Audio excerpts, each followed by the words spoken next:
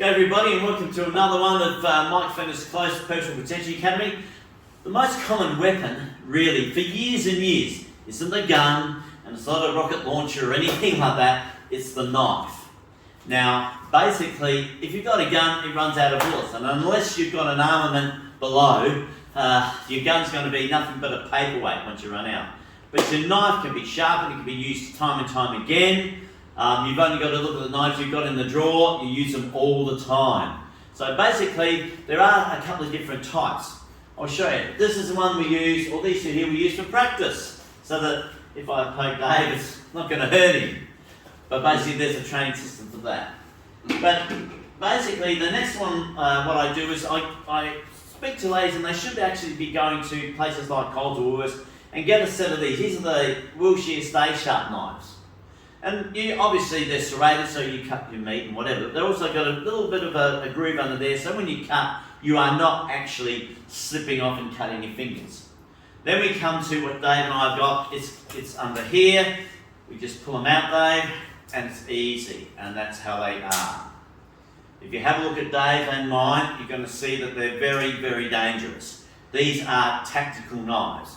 This here is what you use for cutting steaks. This is wider, so when you use it, there's reasons why, but basically we'll get into that later. But it's called a half tang, which means basically the blade, or the pointy part, or the cutting part of the knife only goes halfway. There's a tensioner screw there. If you look at this knife here, this one's got a groove underneath, this one here has two, but this is only halfway. There's reasons behind that, without getting too graphic. It's got a composite material here, so when you sweat, the sweat will come off. Thumb grip at the top, so it's not going to slide. Plus also too, at the back here, there's a little knob there. You can use that actually for breaking glass or whatever. But basically it's made out of 40-40, 40-20 grade stainless steel, so in other words it's going to last, won't rust that kind of gear. But it is belt clipped, that's why Dave and I got it out very quickly. So the difference between the two is really this. This is for self-defense or close personal protection. This here is for cutting steaks. When you have this knife though, do not use it to open parcels and whatever, because once it gets blunt, we all know knives are pretty useless. Try and cut your steak with a butter knife. It's not going to work. Okay, so basically that's the difference between the two. Or the three actually. Okay, now with these knives here, you stand a certain way. So basically Dave and I will stand within the leading arm. You don't have it behind here for the moment. You have it like this. Now this is very, very threatening. My arm is bent 110 degrees. My knife is on 45 degrees, and this is in the attacker's face. You're not the attacker, you're the defender, so keep that in mind. If you find that, okay, the guy's having a shot, it's in this position here. You protect your throat, because no matter where I stand, this is the most vital area in the human body. Don't let your boyfriend tell you that it's his groin, it's not. Okay? Basically it's throat. So wherever I go, you can strike. So from here, this is quite easy to do. All you do here, alright, is it's in front. It's very offensive. This is very, very offensive. So you're going to go basically from that shoulder to his hip. So we go down. Then you're going to turn it and you go up.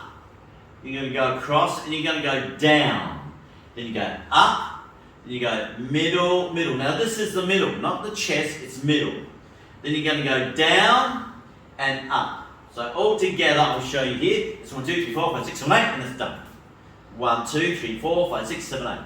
You'll be able to do this under 2 seconds. How you do that? Special training, which we'll go through speed. There's another section there. I'm going to increase your speed. Basically, I can double your speed in about 30 seconds. Doesn't mean electrodes and whatever. It means a specialised training. So basically, again, we'll show you again. Here we go. 1, 2. Now notice when Dave does it, he's gone down and he's turned the blade that way.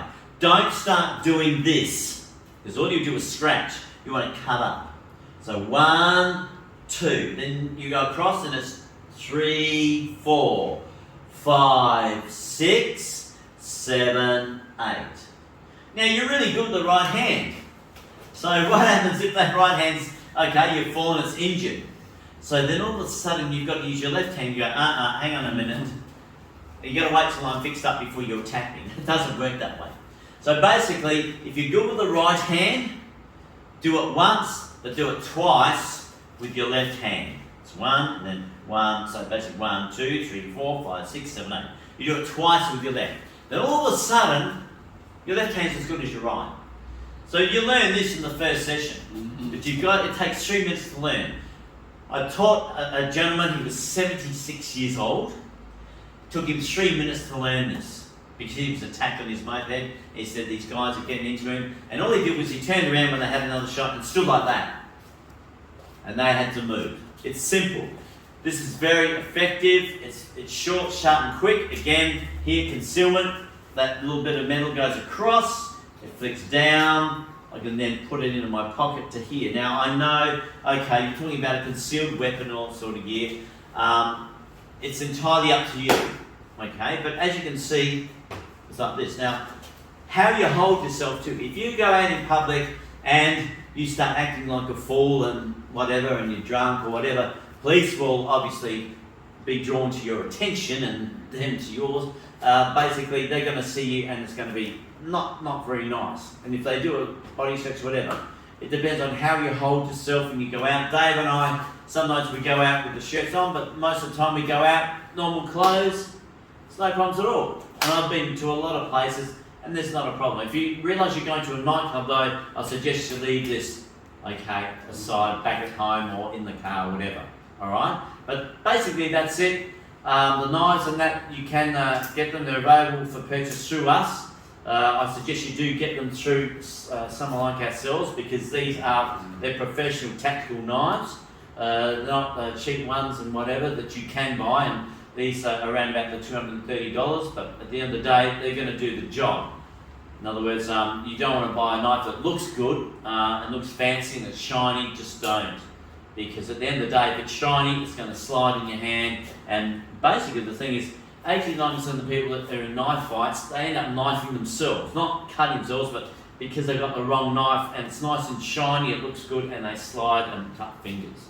So that's basically it. Nice and easy. I've shown you here, you go across, 1, 2, 3, 4, middle, down, up. That's it.